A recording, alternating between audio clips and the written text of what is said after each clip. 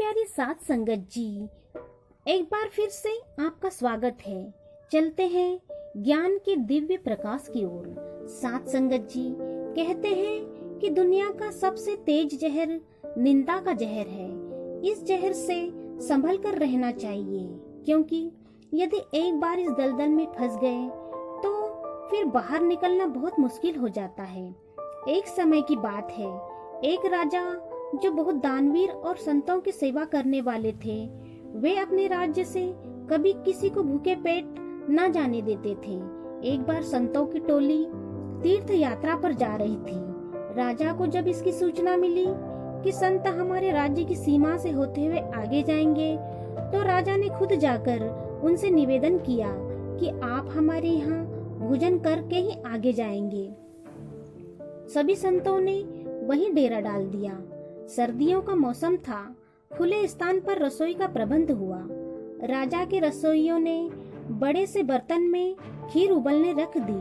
तभी आसमान में एक बड़ा सा चील अपने मुंह में सांप को दबाए हुए उड़ा ले जा रहा था।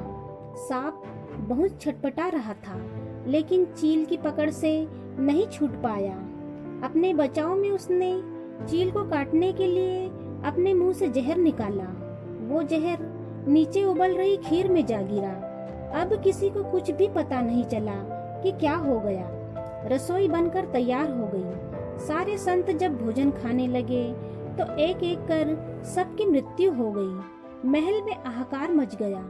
राजा भी बहुत दुखी हुए। वैद्य को बुलाया गया। भोजन को बारीकी से जांचा गया तो पता चला कि खीर में जहर था। नारद जी यह सब दृश्य देख रहे थे। वे पहुंचे यमराज के पास और पूछा कि इन संतों की मृत्यु का पाप किसे लगेगा। यमराज को भी कुछ समझ में नहीं आ रहा था, क्योंकि राजा ने तो संतों की सेवा करने के लिए संतों को भोजन कराया था। उन्हें तो कुछ भी पता नहीं था। तो क्या यह पाप रसोइयों को लगेगा जिन्होंने भोजन बनाया?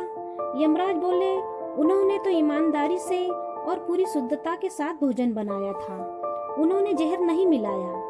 तो क्या उस सांप को यह पाप लगेगा? नहीं, उसने तो अपनी आत्मरक्षा के लिए मुंह से जहर निकाला था। तो क्या उस चील को यह पाप लगेगा? नहीं, वह तो अपने भोजन के लिए उस सांप को पकड़कर ले गया था। अब यमराज को भी कुछ समझ नहीं आया। तो नारद जी और यमराज भगवान विष्णु के पास गए। उनसे पूछा गया तो वह बोले कि अभी इस बात पर कोई निर्णय नहीं है, मैं समय आने पर बताऊंगा। कुछ दिनों बाद कुछ संत जन फिर उस राज्य से निकले। उन्होंने सोचा कि राजा से मिलेंगे। जब वे इस राज्य में आए तो एक स्त्री सामने अपना काम कर रही थी। संतों ने पूछा कि राजा का महल कहाँ है? वो स्त्री ने इशारा किया कि इस तरफ है। फिर संतों ने पूछा कि क्या आप भी वहाँ पर भोजन करेंगे? संतों ने जवाब दिया, हाँ, हम भी वहीं भोजन करेंगे। तभी वह स्त्री बोली, अरे साधु महाराज, वह राजा तो आप जैसे साधुओं को भोजन में जहर देकर मार देता है। तभी भगवान विष्णु बोले कि उन संतों की मृत्यु का पाप इस स्त्री के खाते में लिख दो। और उन सभी संतों की मृत्यु का पाप उस स्त्री के खाते में लिख दिया गया। बिना किसी कारण ही वह स्त्री पाप की भागीदार बन गई, क्योंकि उसने बिना पूरी परिस्थिति जाने राजा की निंदा उन संतों से की।